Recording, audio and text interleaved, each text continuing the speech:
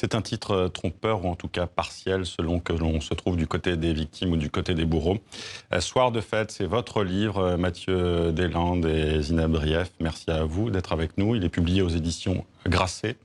Votre livre revient sur cette fête de la Saint-Laurent, le 27 août 1922, dans le village de Sougy en Beauce, près d'Orléans.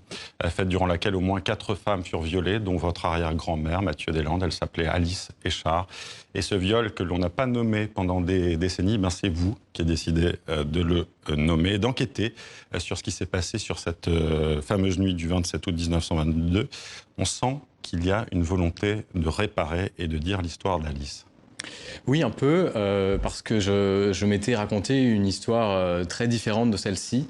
Je savais depuis longtemps que mon grand-père était un enfant naturel, comme on dit, qu'il était né hors mariage, avant que mon arrière-grand-mère se marie. Et du coup, j'avais fantasmé une histoire de femme libérée, hyper avant-gardiste pour son époque, dans son petit village, qui aurait bravé l'ordre moral et décidé de coucher avec un amoureux que j'avais imaginé formidable.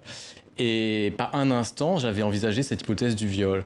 Et donc, quand j'ai appris ce secret de famille à l'occasion d'un enterrement, ça m'a frappé. Je m'en suis voulu de ne pas avoir envisagé cette version.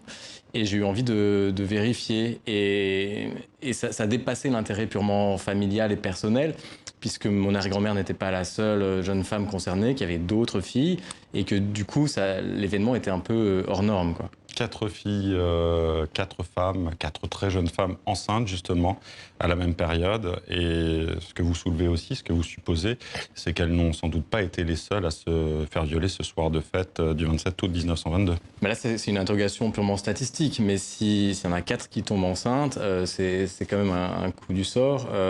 Et ce serait étonnant qu'elles aient été les seules concernées. Après, on sait qu'à cette époque-là, dans cette société-là, c'était hélas assez banal qu'une fille de ferme se fasse... Enfin, elles étaient un peu à la disposition du maître charretier ou du patron de la ferme, bien souvent. Là, le côté spectaculaire, c'est qu'il y a une unité de lieu pour plusieurs personnes, pour d'un bal. Mais hélas, des jeunes femmes abusées, il y en avait beaucoup. Alors, vous écrivez tous les deux que cette histoire, c'est MeToo dans les cimetières. Qu'est-ce que ça veut dire, ça, exactement ? C'est MeToo dans les cimetières. En réalité, la révélation, on apprend on apprend cette histoire pendant des obsèques. Donc c'est une grande tante qui nous en parle. Il faut rappeler que vous êtes tous les deux journalistes et vous êtes tous les deux en couple. Oui. C'est pour ça que vous étiez justement aux obsèques. Hein. Voilà. C'est important de le préciser. Oui, c'est vrai, j'invite pas tous mes collègues aux obsèques de famille, c'est vrai, c'est vrai. Donc c'est pendant des obsèques qu'on apprend donc cette histoire. Et donc la grande-tante qui révèle ça, Simone nous dit, on parle beaucoup de consentement en ce moment, moi je peux vous assurer qu'elle n'était pas consentante.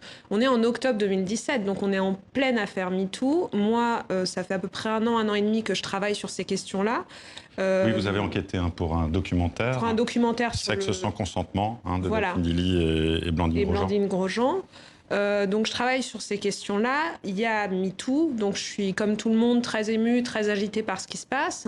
Et puis d'un coup, pendant ces obsèques familiales, le sujet revient. Donc évidemment, moi, ça me bouscule et je me dis, et je dis à Mathieu, faut qu'on enquête, faut qu'on comprenne ce qui s'est passé. Donc moi, j'étais comme ça, saisie par cette obsession que j'avais à ce moment-là sur le consentement, et Mathieu davantage par son histoire familiale. Et c'est comme ça qu'on s'est dit, on va travailler ensemble sur cette histoire. Et effectivement, c'est le fait que cette grand-tante, une très vieille dame de 88 ans, emploie ce terme de consentement qui n'était pas si répandu que ça, en fait, à cette époque-là. Maintenant, on l'emploie beaucoup plus, mais il y a 2 ans, pas tant que ça.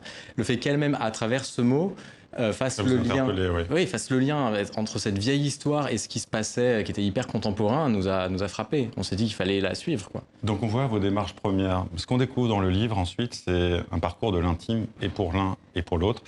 Justement, cette recherche familiale, évidemment pour vous, elle fait écho, mais vous vous posez beaucoup de questions sur qui vous êtes, comment vous êtes construit, notamment sur l'identité sexuelle. Vous questionnez l'hyper-virilité de ces violeurs aussi. Vous n'êtes pas du tout là-dedans. Vous dites que vous êtes gender fluide avant l'heure.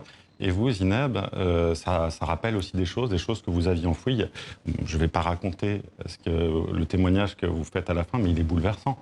Vous attendiez sans doute pas à ça tous les deux, non? Non, on s'attendait pas à ça. Moi, j'ai plutôt l'habitude de faire parler les autres d'eux-mêmes et pas de parler de moi, en tout cas pas à la première personne. Mais là, ça s'est un petit peu imposé parce que ça venait à la fois expliquer l'urgence que j'avais ressentie de me plonger dans cette histoire qui finalement n'était pas la mienne, mais celle de Mathieu. Et ça venait aussi raconter une prise de conscience très, très progressive qui a eu lieu ces dernières années. Je pense que je ne suis pas la seule. Je pense que c'est le cas pour énormément de femmes qui ont revu comme ça avec MeToo, mais pas seulement. Il y a énormément de choses qui sont dites, qui sont racontées sur les réseaux sociaux, où on interroge toute la construction de notre féminité. Et on a le sentiment d'avoir grandi dans une sorte de mensonge. Donc la prise de conscience est assez douloureuse et assez salutaire. Voilà, pour moi, ça a été un peu ça. Ce mot viol, hein, je le disais, en 1922, on n'en parlait pas. Vous avez travaillé sur des archives, de journaux notamment, ça n'existait pas. Enfant naturel, c'était une manière polie de dire viol. Hein. Ces filles enceintes, elles ne portent pas plainte. Oui, allez-y. Non, pas toujours, parce que pas toujours, quelquefois, ouais. C'est juste un accident, mais en fait, c'était une relation consentie. Et dans ce cas-là, il y a un mariage qui suit très vite et qui vient réparer, normaliser les choses. Donc, c'est pas le cas à chaque fois. C'est pas le cas à chaque fois, vous avez raison. Ces filles enceintes, en tout cas, celles qui ont été violées, elles se taisent hein, dans le livre. Leurs familles se taisent également. Il y a une culture du silence, justement, autour de ce qui s'est passé, alors qu'on les voit enceintes, les enfants vont naître après. Cette culture du silence, justement, vous en parliez, est-ce qu'elle fait aussi écho, est-ce qu'elle fait miroir avec ce qui se passe aujourd'hui autour du viol en France ? Je crois que ça fait complètement... Il y a effectivement un effet miroir. Ce qui est frappant dans cette histoire, c'est que le village où ça se passe, c'est des filles de ferme. Et l'appartenance sociale de la victime rend le crime plus ou moins grave, en fait. Ça, on s'en rend compte dans l'histoire du viol, on s'en rend compte. C'est-à-dire qu'on pénalise pas de la même façon un viol selon que la victime est fille de ferme ou fille issue de la bourgeoisie, selon qu'elle est une femme mariée ou une prostituée. Tout ça n'a pas du tout disparu. On est encore en plein dedans. Il va y avoir plein de crises successives qui vont faire que ça va quand même un petit peu avancer. Mais j'ai l'impression qu'il y a quand même une permanence de cet élément-là. Est-ce qu'aujourd'hui, l'affaire Weinstein, le mouvement MeToo, on fait changer les choses? On a assisté malgré tout à une libération de la parole. Vous le constatez ou c'est encore très corseté, cette parole? Moi, j'ai l'impression que que ça a été un événement, que c'est un événement politique, que c'est un événement qui est venu bousculer énormément de choses. En tout cas dans la prise de conscience, en Occident aussi. En Occident, dans la prise de parole, mais il reste, j'ai l'impression qu'il y a encore beaucoup de choses à faire. Et sur la libération de la parole, certaines personnes disent aussi ça doit s'accompagner d'une libération de l'écoute et des victimes avaient pu essayer de parler ou de se confier, mais étaient soit peu entendues ou mal comprises. Et donc il faut les deux éléments.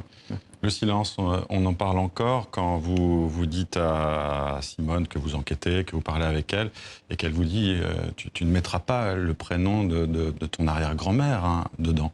Ouais. Si longtemps après, ça lui pèse encore. Elle sent qu'une forme de honte est prégnante, et elle avait l'impression, en me racontant des choses, de trahir un peu sa mère, qui, elle, ne lui en avait évidemment jamais parlé.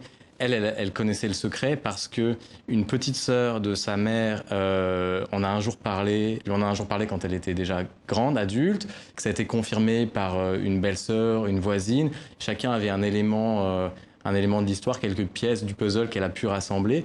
Et l'information s'est transmise comme ça, un peu comme une confidence, quoi.